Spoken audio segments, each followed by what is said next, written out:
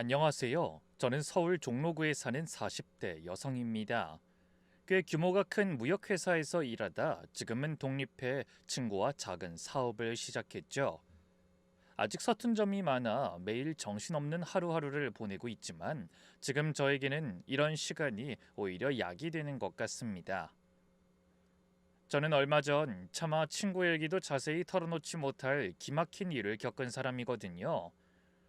그래서 잡념을 떨쳐버리고 일에 집중할 수 있는 지금이 감사하다는 생각까지 드네요. 가끔은 누구에게라도 이 사실을 털어놓고 위로받고 싶다는 생각도 들지만 가까운 사람일수록 더 입이 안 떨어지더라고요. 그래서 얼굴은 모르지만 제 사연에 함께 공감해 주실 것 같은 여러분 앞에서 이렇게 속내를 털어놓게 됐습니다. 저는 40이 넘도록 미혼이었어요. 처음부터 그러려고 한 건 아닌데 일에 파묻혀 지내다 보니 어떻게 나이 먹는지도 모르게 세월이 지나갔습니다. 그러다 우연한 기회에 엄마의 협박과 사정에 못 이겨 맞선을 보게 됐어요. 40이 간 넘은 남자는 아버님이 운영하시는 건설자재 회사에 다니고 있다고 하더군요. 3남 1녀의 막내 아들로 계속 그 회사에서 일하며 형제들과 함께 가업을 이을 거라고 했죠. 맞선을 주선하는 분은 남자의 집안이 잘 사는 걸 커다란 자랑처럼 말씀하셨지만 전 오히려 마음이 무거웠어요. 그런 집안에 시집 가면 괜히 잘못한 거 없이도 눈치 보며 살 것 같고 남자도 거드름 피우며 절 무시할지도 모른다는 생각이 들었거든요. 헌데 막상 만나보니 상대는 제가 예상했던 것과는 많이 달라 보이는 사람이었어요. 얼굴이 눈에 띄게 잘생긴 건 아니었지만 키가 크고 자세가 반듯해 딱 보기 좋았고 무엇보다 태도가 겸손하고 과장되지 않아 마음이 금방 편안해지더라고요. 그래서 몇 번 더 만남을 갖다 자연스럽게 결혼까지 이어지게 됐습니다. 그런데 예식 당일 행복한 시작을 위해 신부 대기실을 나서던 제 눈에 호텔 로비 중앙에 커다란 대리석 기둥 뒤에 누군가가 서 있는 게 보였어요. 제 또래를 보이는 여자였는데 검은 원피스에 짙은 화장을 하고 품에는 아직 어려 보이는 아이를 안고 있었죠. 헌데 그 여자가 기둥에 어깨를 반쯤 기댄 채 아이의 머리에 얼굴을 묻고 울고 있는 게 아니겠어요?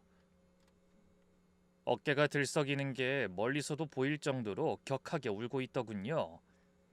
저는 의아한 마음에 고개를 갸웃거렸어요. 난 모르는 여잔데 하객으로 왔으면 식장에 들어갔을 텐데 왜 저렇게 숨어서 울고 있지?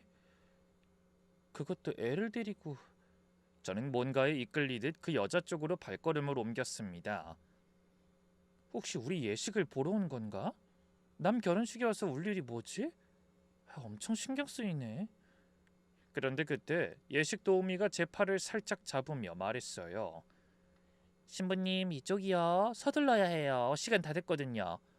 그 말을 듣고 고개를 끄덕이며 여자 쪽으로 한 번 더 시선을 던지자 여전히 기둥 뒤에 숨어서 울고 있는 모습이 보이더라고요.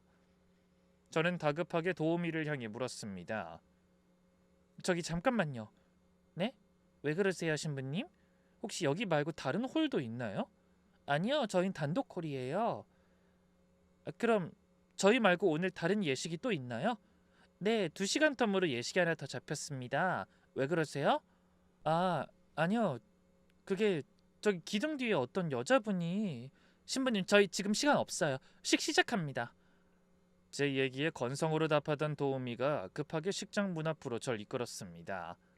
그러자 곧 익숙한 피아노 선율이 울리기 시작했죠. 저는 친정아빠 팔을 붙잡고 식장 안으로 천천히 걸어 들어갔습니다. 그와 동시에 박수 소리와 카메라 플래시가 사방에서 터졌어요.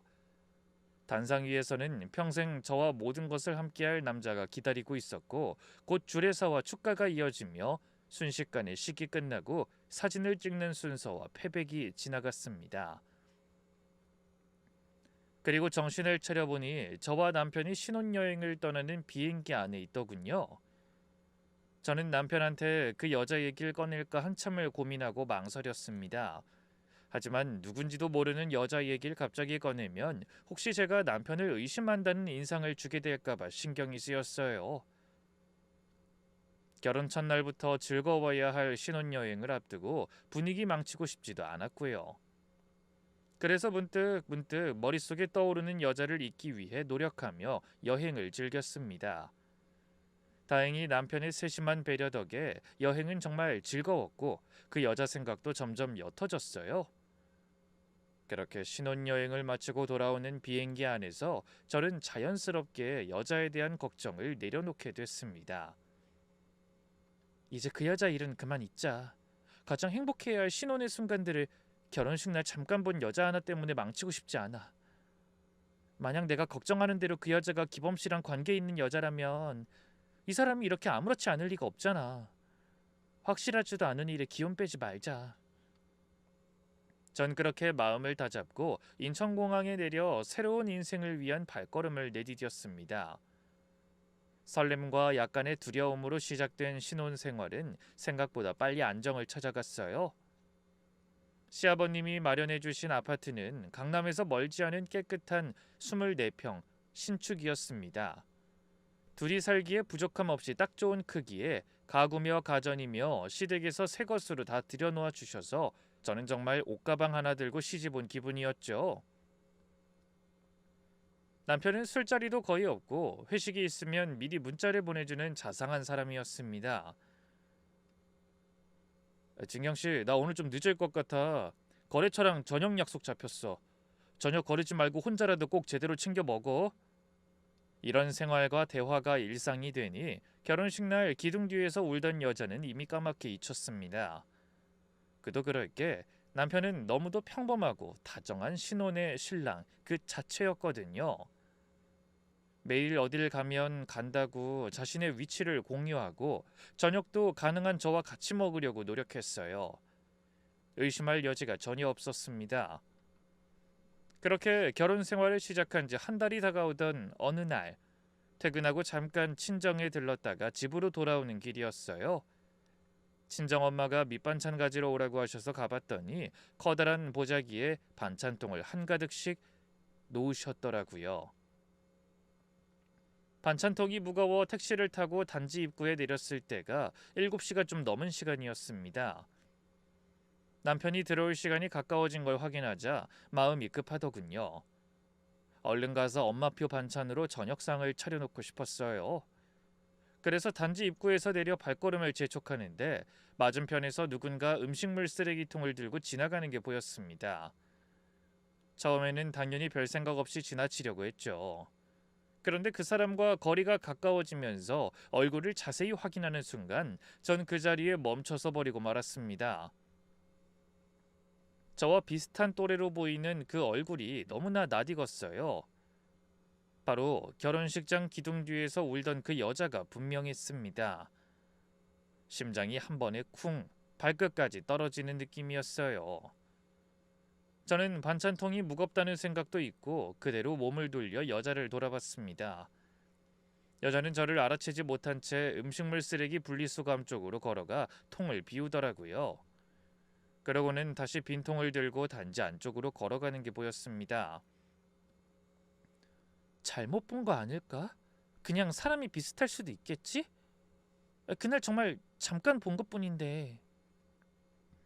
그러면서도 발길은 저절로 그 여자를 따라가고 있었습니다. 반찬통을 양손으로 끌어안다시피 들고 거리를 두고 천천히 뒤따라갔죠.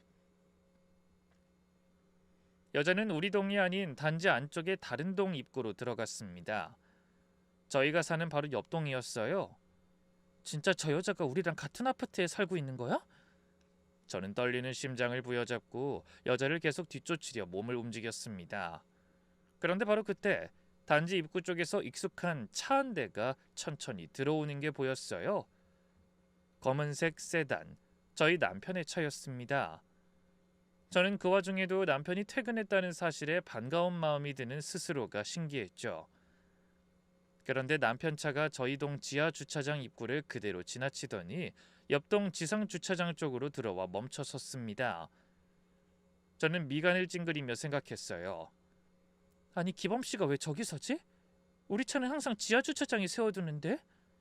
남편이 차를 세우고 내리는 모습이 화단 너머로 보였습니다.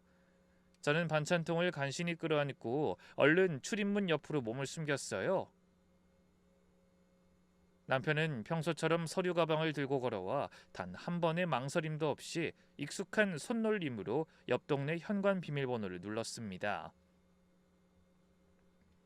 자기 집 들어가듯 자연스러운 모습이더라고요. 전 그제야 반찬통을 들고 그 뒤를 쫓아갔습니다. 다리가 후들거리고 손이 떨려서 반찬통을 제대로 들고 있기도 힘들었어요. 다행히 유리문이 닫히기 전에 저도 안으로 따라 들어갈 수 있었죠. 그리고 넘어지지 않기 위해 애쓰며 엘리베이터 앞에 도착해 이미 안에 올라타 문을 닫으려고 하던 남편과 정면으로 마주보게 됐습니다.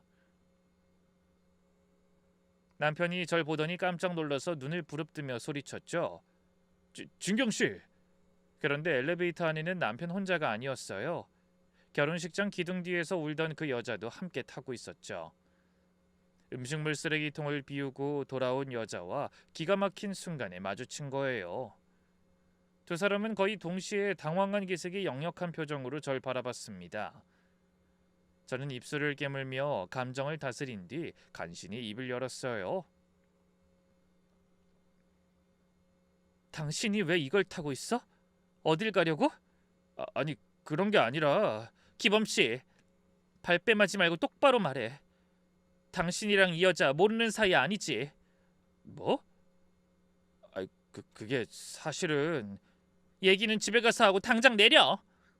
저는 안으로 들어가 반찬통을 그대로 엘리베이터 바닥에 내려놓고 남편의 팔을 잡아 끌었습니다. 손이 어찌나 떨리던지 옷자락이 잡히지도 않을 정도였죠. 여자는 그 모습을 보며 한 발 뒤로 물러서더니 어쩔 줄 몰라 하다가 놀라운 한마디를 내뱉었어요. 진경씨, 뭔가 오해를 한 것 같은데 진정하세요.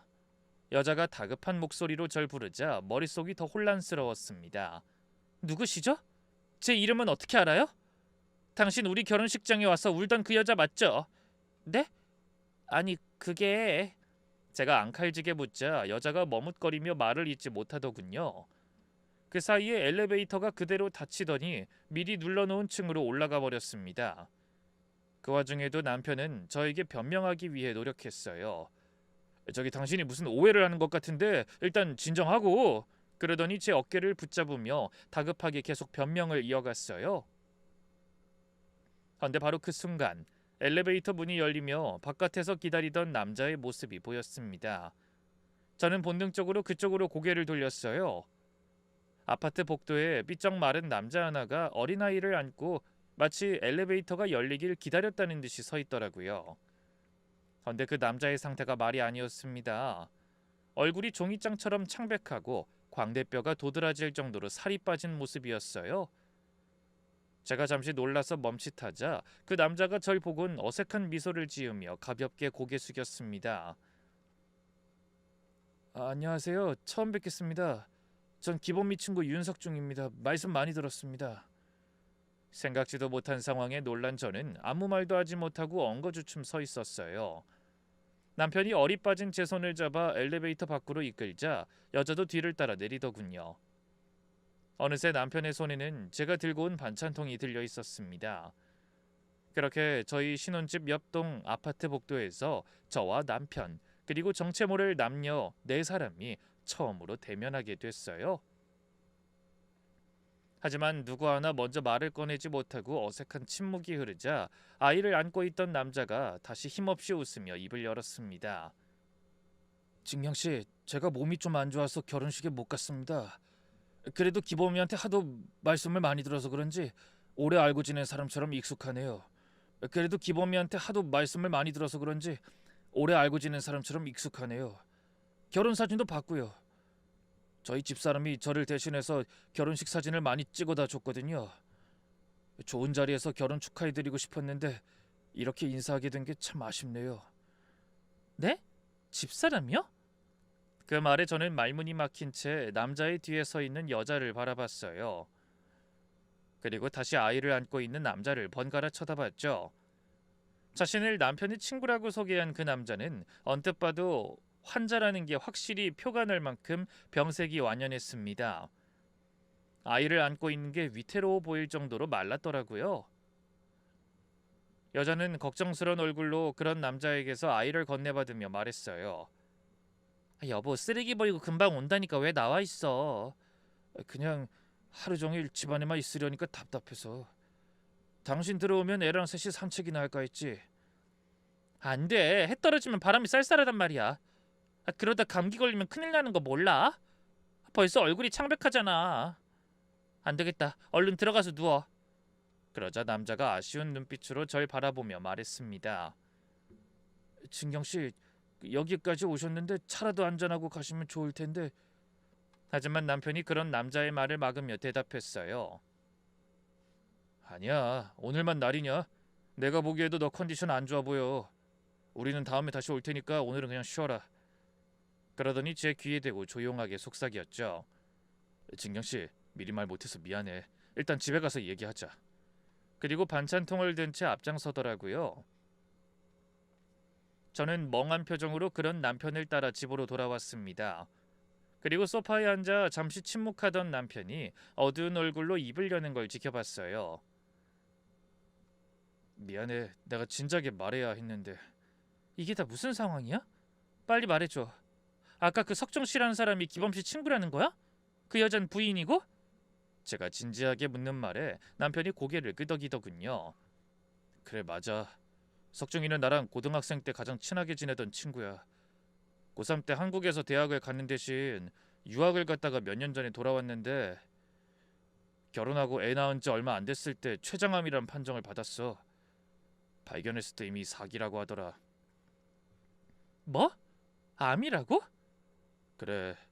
한 사람한테 어떻게 이런 시련이 연이어 닥치는지. 사실 석중이가 유학 갔다가 귀국하게 된 게 부모님이 갑자기 돌아가셨기 때문이야. 외아들이 유학 가 있는 동안에 사고로 두 분 다 한꺼번에 돌아가셨거든. 형제도 없는 애라 의지할 데가 나밖에 없어서 내가 장례 절차도 도맡고 석중이랑 상주도 같이 섰어. 부모님이 한꺼번에? 어. 그래도 얼마 뒤에 좋은 사람 만나 결혼해서 애 낳고 이제 상처 극복하고 잘 살 일만 남았다고 생각했는데 갑자기 시한부 판정 받게 된 거야.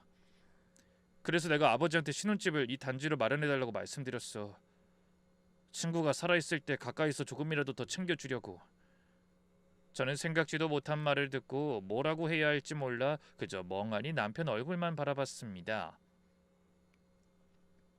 그럼 그 여자분이 그날 우리 결혼식에서 온 건 석중이가 아픈 와중에도 내 결혼식에는 꼭 와야 한다고 약도 열심히 먹고 컨디션 조절했는데 막상 그날 당일이 되니까 상태가 갑자기 나빠졌어.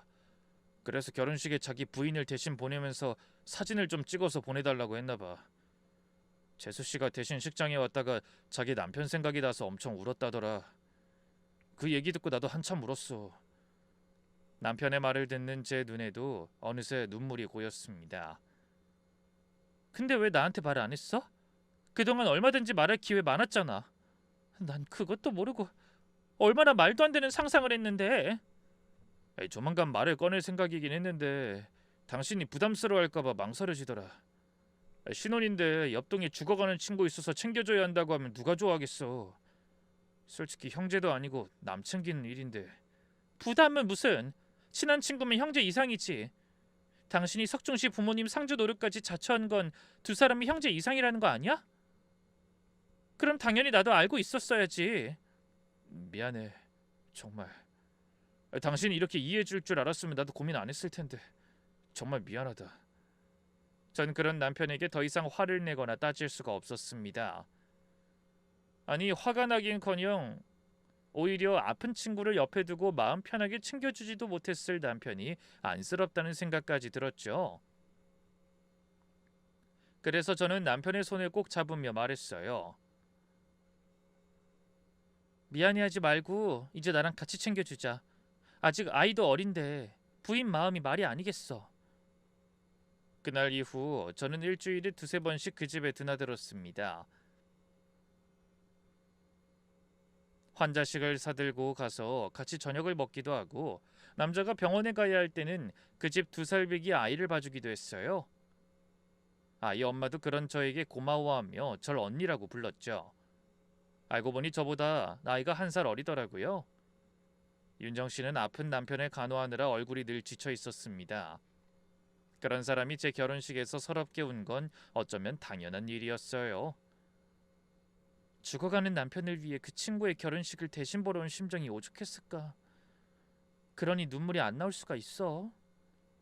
전 그런 생각이 들 때마다 아픈 환자도, 그 환자를 돌보는 여자도, 그리고 아무것도 모르고 아빠와 이별을 앞둔 아이도 너무나 안쓰러워 어떻게든 더 잘해주고 싶었습니다.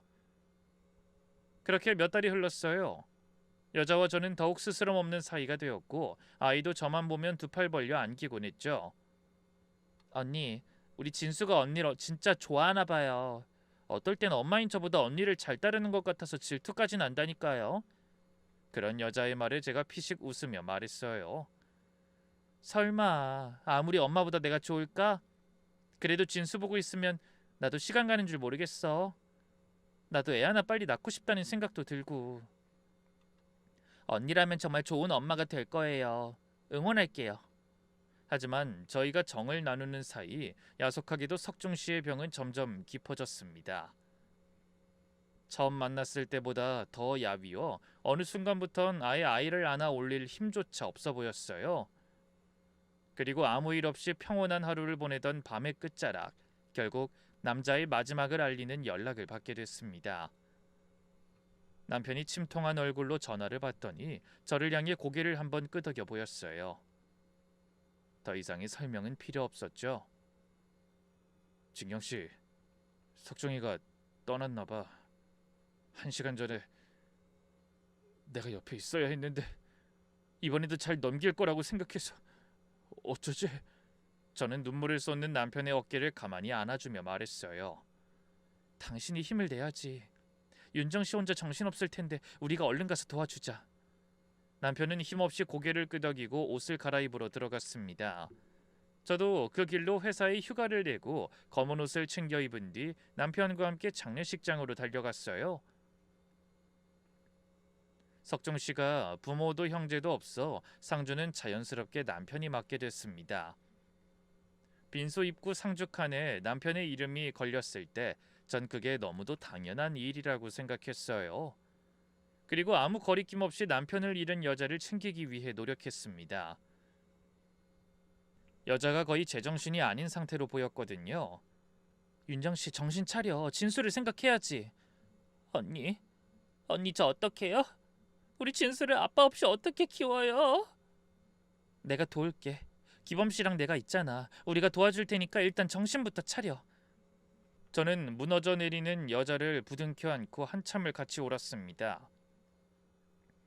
그러고는 정신을 차리고 빈소 일을 챙기기 시작했어요.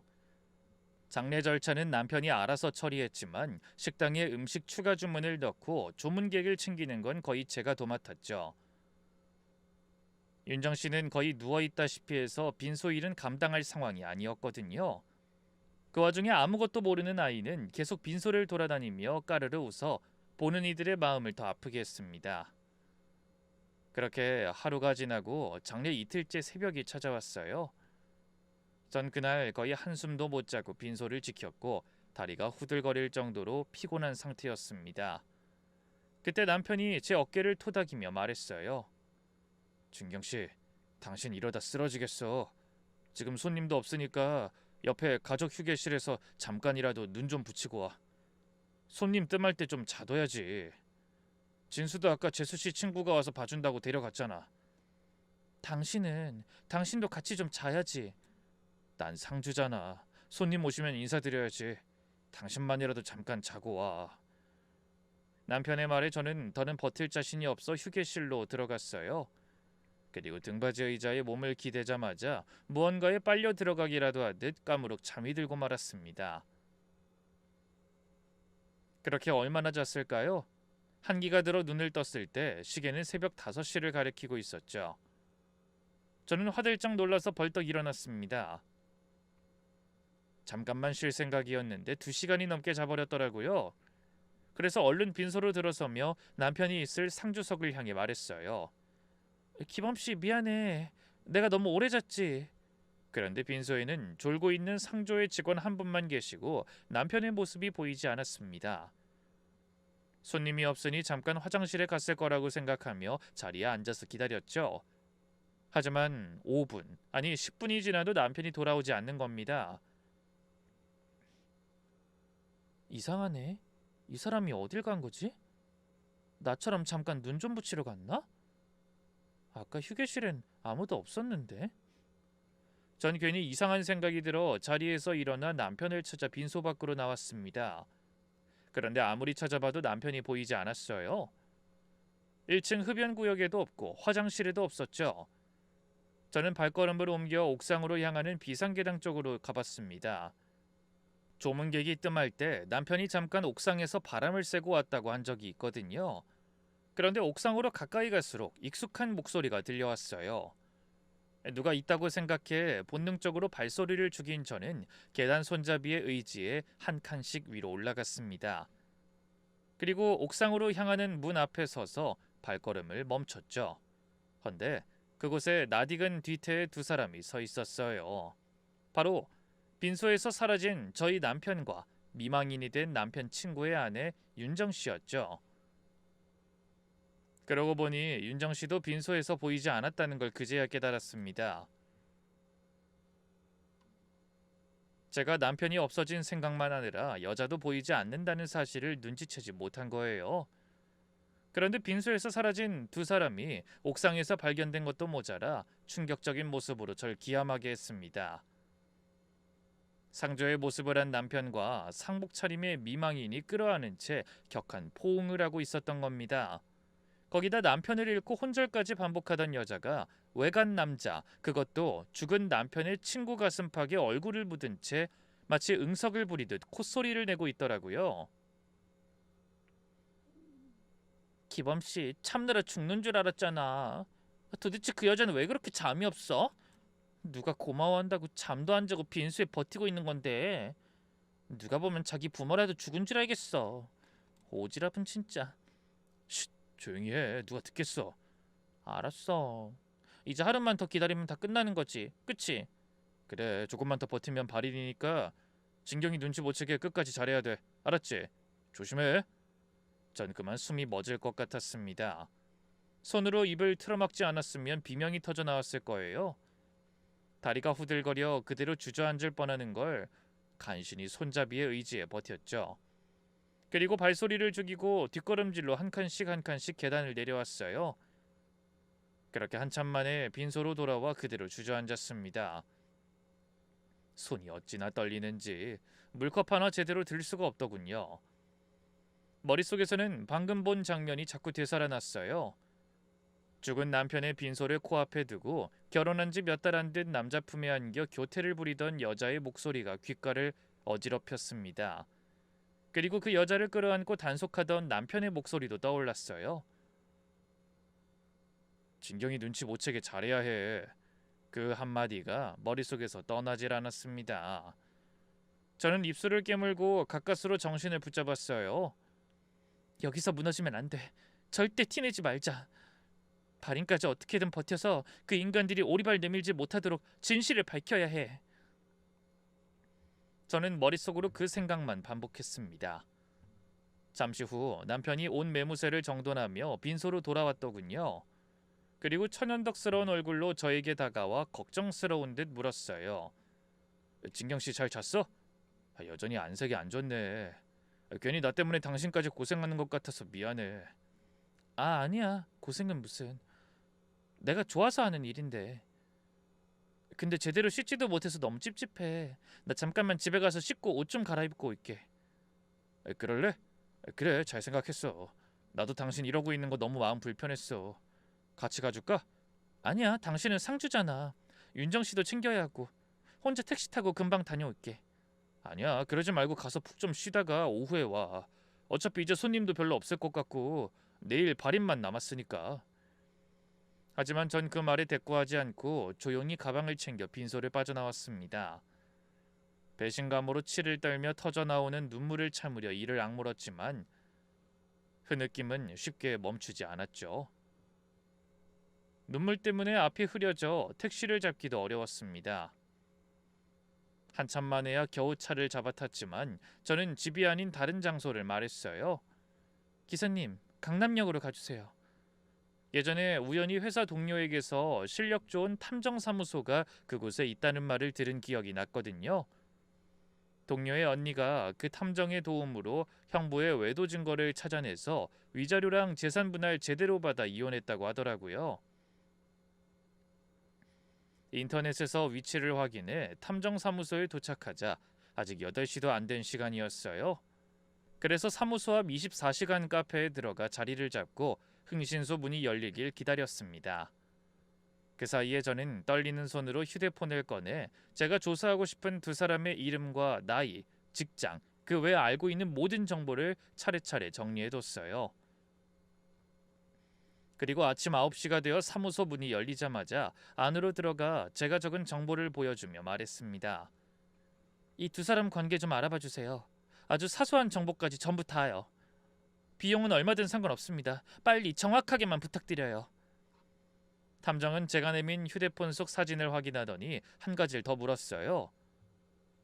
기간은요? 가능하면 빨리요. 아니 어떻게든 빠르게 해주세요. 저는 여전히 분노가 가라앉지 않아 손을 부들부들 떨면서 말했습니다. 탐정은 고개를 끄덕이며 저에게서 필요한 정보와 남녀의 사진을 받아 바로 작업에 착수하겠다고 하더군요. 저는 의뢰를 마치고 잠깐 집에 가서 옷만 갈아입고 다시 빈소로 돌아갔어요. 제가 자리를 비운 사이 남편과 그 여자가 활개를 치고 좋아할 생각을 하니 속이 뒤틀리는 것 같아 도저히 참을 수가 없더라고요. 빈소로 들어서자 남편이 절 보고 어색하게 웃으며 다가왔어요. 아니 왜 이렇게 빨리 왔어? 푹 쉬다 오라니까. 그때 남편의 곁에서 또 불쌍한 미망인 연기를 하고 있는 여자의 얼굴이 보이더군요. 저는 속이 뒤틀리는 느낌을 억지로 참아내며 말했습니다.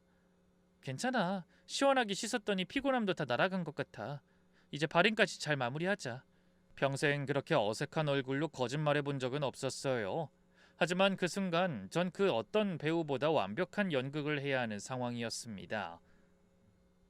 그래서 발인까지 남은 시간 동안 과부가 된 여자를 위로하는 척 등을 쓸어주고 남편의 옆에서 슬픈 얼굴로 조문객들을 챙겼죠. 그렇게 저와 같은 처지에, 아니 어쩌면 저보다 더 원통하게 떠났을 한 남자의 마지막 길을 무사히 배웅했습니다. 그리고 집에 돌아와 피곤한지 코를 골며 자는 남편의 얼굴을 바라보며 속으로 생각했어요. 그래, 좋은 친구 역할하며 나 몰래 바람까지 피우려니 얼마나 힘들었겠니. 푹 자라. 탐정한테 연락 올 때까지 딱 그때까지만 이 평화 즐겨. 하지만 탐정에게서 연락을 받기까지 그 며칠은 오히려 저에게 지옥 같은 시간이었습니다. 겉으론 평소처럼 출근을 하고 남편과 마주 앉아 저녁을 먹었지만 속으론 매 순간 피눈물을 흘리는 기분이었어요. 그 와중에도 남편은 여자가 혼자 아이를 보느라 힘들어한다며 퇴근길에 그 집에 들렀다가 오는 일이 잦았습니다. 야, 윤정 씨가 너무 안쓰러워. 아직 마음이 다 정리되지도 않았을 텐데 혼자 애까지 보고 있으면 얼마나 힘들겠어. 내가 잠깐 들러서 진수 좀 봐주고 갈게. 전 그 시커먼 속내를 다 알면서도 아무것도 모르는 척 대답했어요. 그래 다녀와. 윤정 씨 혼자 밥 먹기 외로울 테니까 아예 저녁도 먹고 와. 난 야근 좀 하다 가야 할 것 같아. 그러고는 속으로 이를 갈며 생각했어요. 그래 실컷 만나라. 어차피 더러운 네 얼굴 보면서 같이 밥 먹는 것도 나한텐 벌집 같은 고통이니까. 그렇게 시간이 흘러 어느덧 장례가 끝난 지 일주일이 지난 어느 날 오후 드디어 탐정사무소에서 연락이 왔습니다. 의뢰하신 건에 대한 결과 나왔습니다. 시간 되실 때 방문해 주십시오. 전 그날 오후에 외근을 끝내고 바로 퇴근해 곧장 탐정사무소로 달려갔어요. 탐정은 자신만만한 얼굴로 두툼한 서류 봉투를 내밀며 입을 열더군요. 저희가 남편분과 그 여자의 과거와 현재를 싹 다 털어왔습니다. 그런데 각오하시고 보셔야 할 것 같네요. 사모님이 생각하신 것 이상일 겁니다. 탐정의 말을 들으며 오싹함을 느낀 저는 잠깐 숨을 고른 뒤 대답했어요. 괜찮아요. 이미 두 사람의 불륜을 목격했을 때부터 각오하고 있었어요. 편하게 말씀해 주세요. 하지만 탐정의 입에서 흘러나온 이야기는 정말 제 상상의 범위를 한참이나 벗어나 있었습니다. 남편과 여자는 하루 이틀 만난 사이가 아니었어요. 두 사람의 관계는 무려 20년 가까이 이어지고 있는 질기고도 질긴 관계였습니다. 두 사람은 남편분이 군대 가기 전, 그러니까 거의 20년 전에 동거까지 했던 사이입니다. 지방에서 대학을 다닌 남편분이 학교 앞에서 자취하며 여자랑 거의 부부처럼 살았다고 하더군요. 그때 그 여자가 남편분이 다니는 학교와 호프집에서 일하는 알바생이었답니다. 같은 시기에 그 대학에 다닌 사람들은 꽤 많이 아는 사실이었어요. 저는 상상도 못한 탐정의 말에 입을 떡 벌린 채 한동안 아무 말도 못하다가 겨우 물었습니다. 아니, 그냥 사귀던 사이도 아니고 동거까지 했다고요? 네. 근데 남자 쪽 부모님이 여자가 고아 출신이라는 걸 알고 결사반대하셨다고 합니다.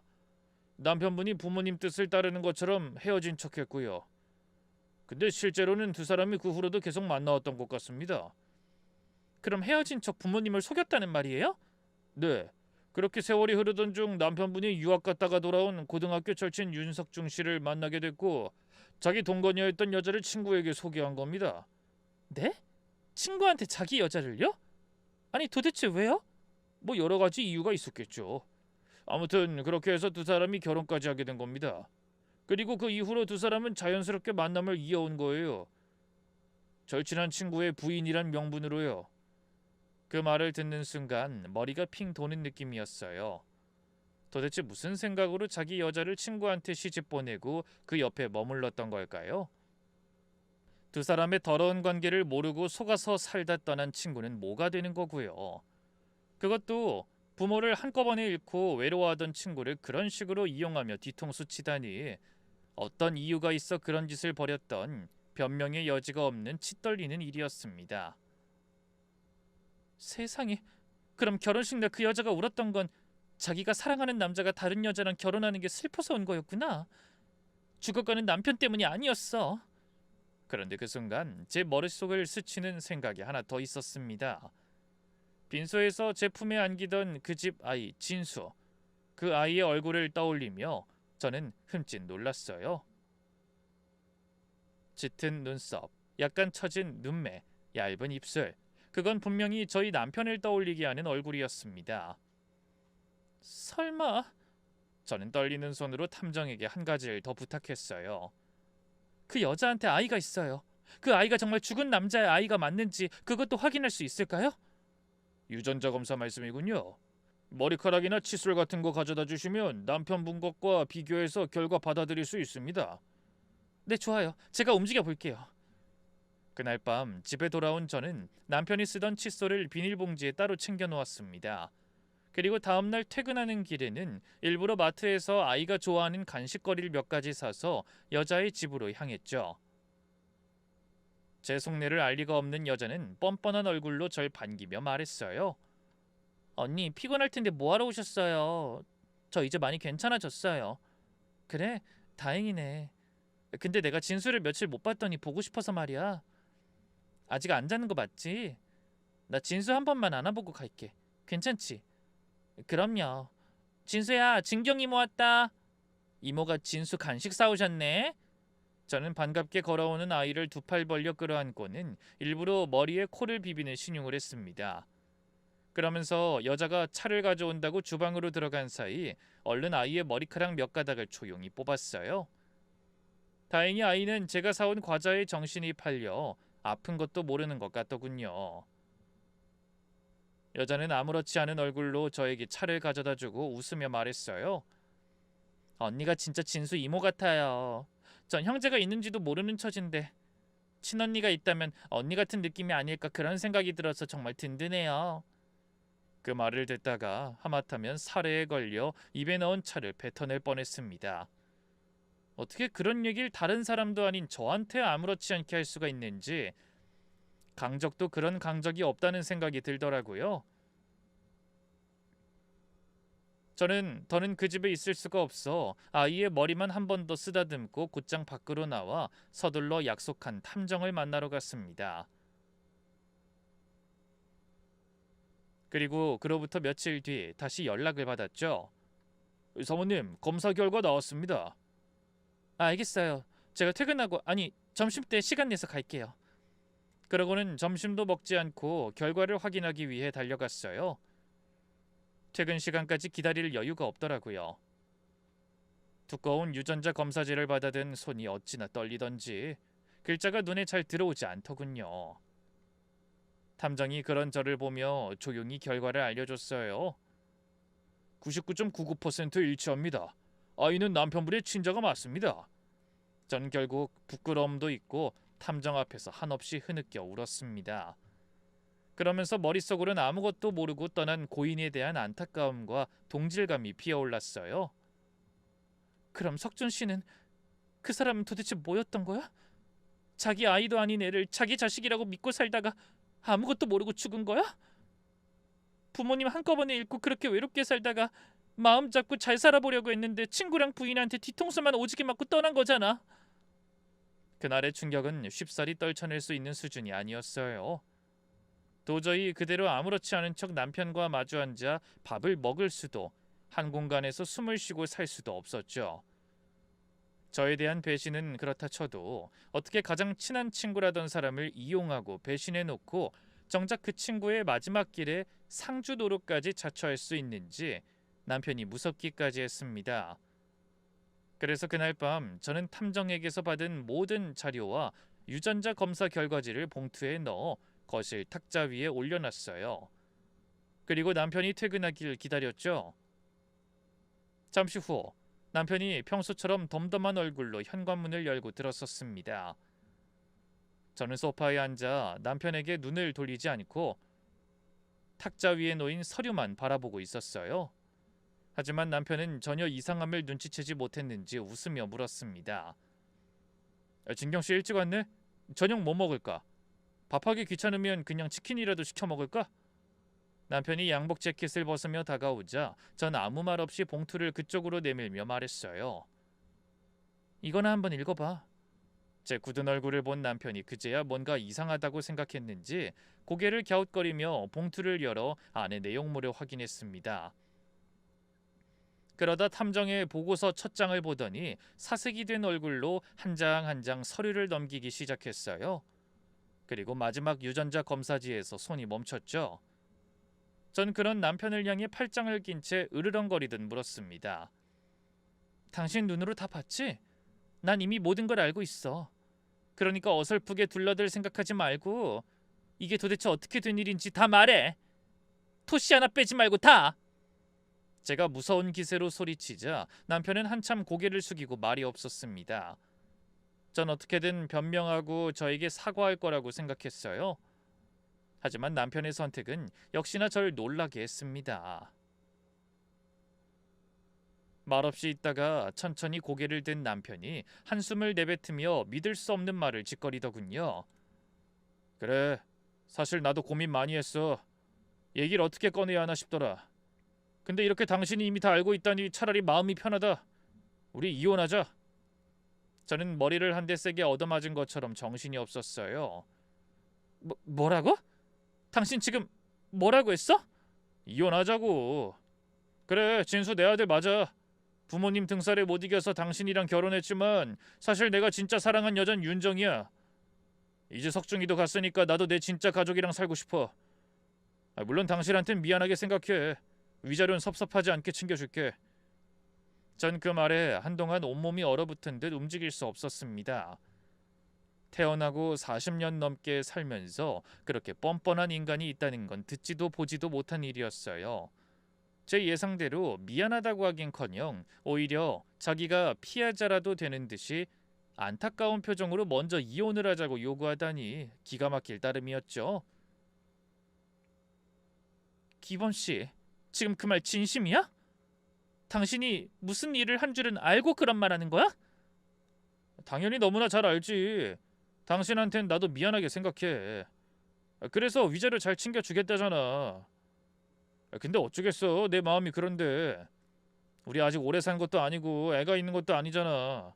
그러니까 그냥 깔끔하게 정리하자. 석정이도 떠났고 나도 이제 당당하게 진수한테 아빠라고 나서고 싶어. 말도 안 돼. 그렇게 그 여자랑 애틋한 사이였으면 아무리 부모가 반대해도 어디 도망가서라도 둘이 살지. 왜 나랑 석중 씨를 끌어들인 거야? 왜 이렇게 일을 복잡하게 만들었냐고? 그제야 남편은 썩어 빠진 속내를 털어놓더군요. 정말 생각지도 못한 말이었습니다. 누가 그걸 몰라서 그랬겠어? 나도 윤정이랑 어디든 도망치고 싶었어. 근데 윤정이가 말리더라.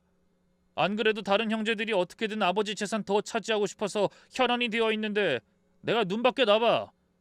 내 몫을 살뜰하게 챙겨줄 형제가 있겠어? 어떻게든 나 빠지고 남은 재산 차지하려고 난리겠지.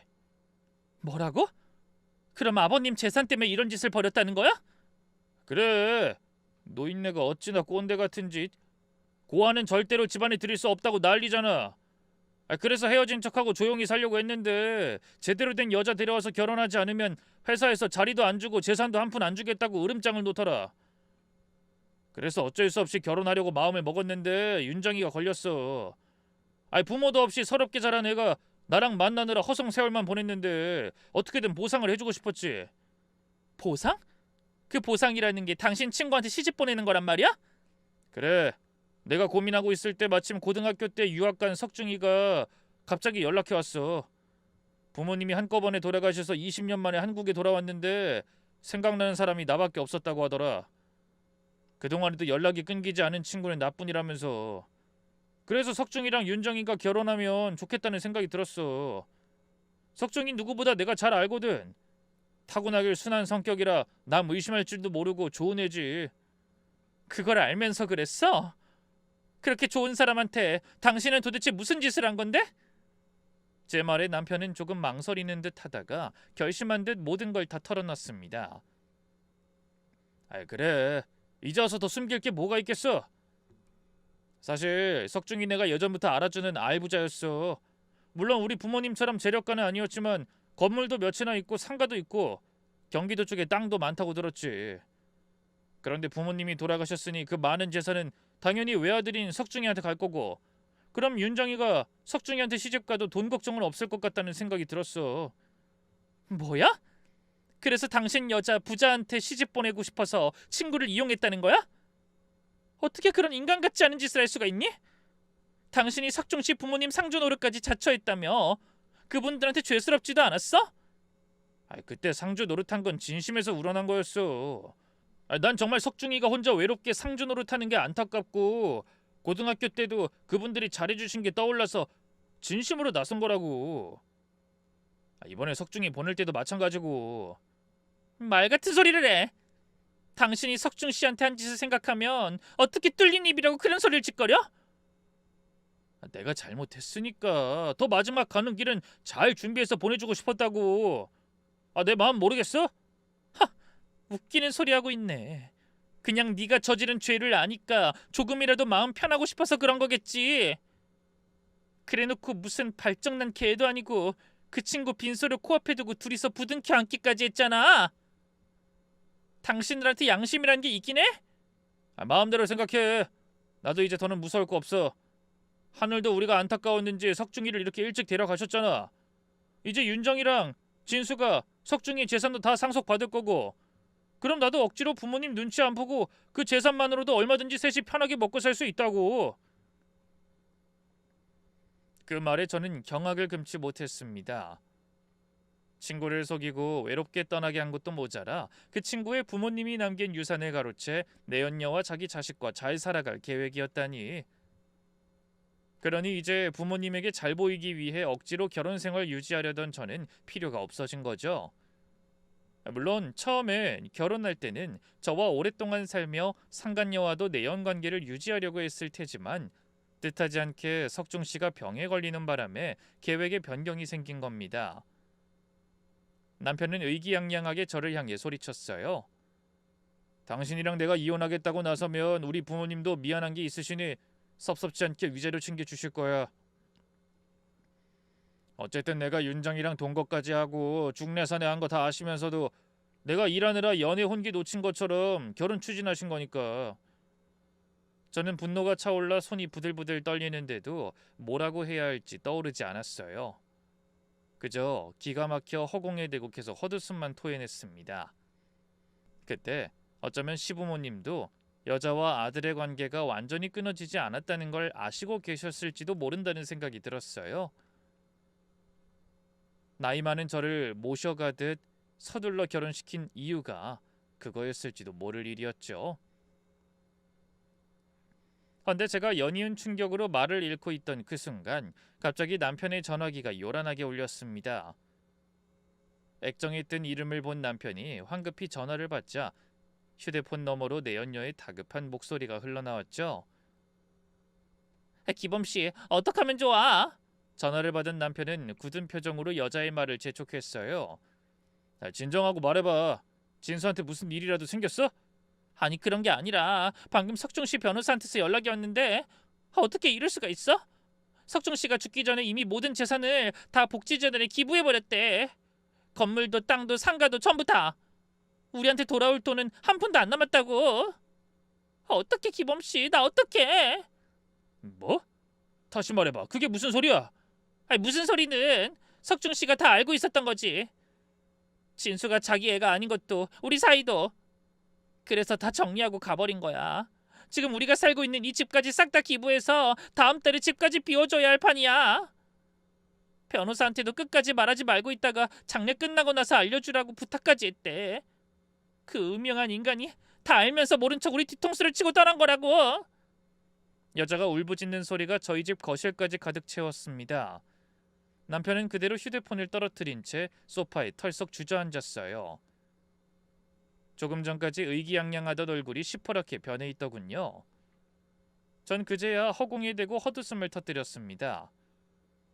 아무것도 모르고 속은 줄 알았던 사람이 결국 마지막 순간에 가장 멋지게 자신을 배신한 인간들에게 복수를 하고 떠난 겁니다.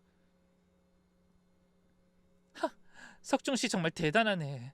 다 알고 있었으면서 끝까지 모르는 척 버티다 진짜 복수다운 복수를 하고 떠난 거잖아.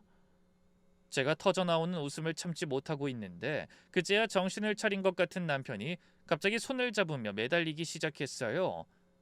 진경씨, 내가 잠깐 정신이 나갔었어. 아까 한 말은 다 진심 아니었어. 나 윤정이랑 당장 정리할게. 그러니까 우리 부모님한텐 다 비밀로 해주고 이혼도 없던 일로. 하지만 저는 남편의 손을 뿌리치며 일어섰습니다.